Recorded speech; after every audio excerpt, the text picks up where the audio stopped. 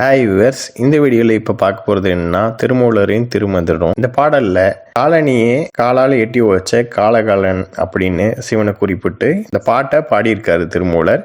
இப்போ இந்த பாட்டை பார்ப்போம். போற்றி இசைத்து இன்னுயிர் மண்ணும் புனிதனை நாற்று இசைக்கும் நல்ல மாதுக்கு நாதனே மேற்று இசைக்குள் தென் திசைக்கு ஒரு வேந்தனாம் கூற்று உதைத்தானே யான் கூறுகின்றேனே. இப்ப இந்த பாடலுக்கான பொருளை பார்ப்போம். போற்றி இசைத்து இன்னுயிர் மண்ணும் புனிதனை அப்படின்னா உலகத்துல இருக்கிற எல்லா உயிர்களுமே சிவனை போற்றி வணங்குதான். அப்பேற்பட்ட புனிதனா சிவன். நாற்று இசைக்கும் நல்ல மாதுக்கு நாதனே அப்படின்னா நான்கு திசைக்கும் இருக்கக்கூடிய ஆதிசக்திக்கு நாதன் அவர். மேற்று இசைக்குள் தென் திசைக்கு ஒரு வேந்தனாம் அப்படின்னா 10 திக்குக்கும் தலைவர் அவர் தான். கிழக்கு மேற்கு தெற்கு வடக்கு வடகிழக்கு தென்கிழக்கு வடமேற்கு தென்மேற்கு மேல் கீழ் இப்படி 10 திக்குக்கும் அவர் தான் தலைவர். இது மட்டும் இல்லாம தென் திசைக்கும் அவர் தான் அரசர்.